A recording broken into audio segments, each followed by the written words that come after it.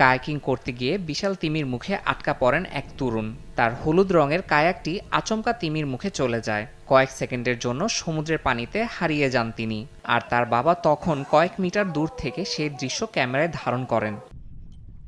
স্থানীয় সময় শনিবার এই ঘটনা ঘটে। বিশাল তিমিটি আকস্মিকভাবে জলের নিচ থেকে উঠে এসে কায়াক সহ ছেলেকে মুখে নিয়ে নিলে বাবা শান্ত থাকার নির্দেশ দেন। কয়েক সেকেন্ডের মধ্যেই তিমি তাকে অক্ষত অবস্থায় ছেড়ে দেয়। এরপর বাবার কায়াক ধরে সমুদ্রের ঠান্ডা জলে কাঁপতে কাঁপতে উপকূলে ফিরে আসেন ওই তরুণ। Me levantaba, pero প্রথমে ভেবেছিলাম আমি মারা গেছি। প্রচণ্ড আতঙ্ক কাজ করছিল, কারণ আমি ভেবেছিলাম আমি কিছুই করতে পারবো না। যখন আমি বেরিয়ে এসে ভেসে থাকলাম, তখনও ভয় পেয়েছিলাম যে আমার বাবারও কিছু ঘটতে পারে। ভেবেছিলাম আমরা তীরে সময় মতো পৌঁছাতে পারবো না এবং আমার হাইপোথার্মিয়া হয়ে যাবে। que me había comido. ঘটনাটির ভিডিও ফুটেজ সামাজিক মাধ্যমে খুব দ্রুত ছড়িয়ে পড়ে।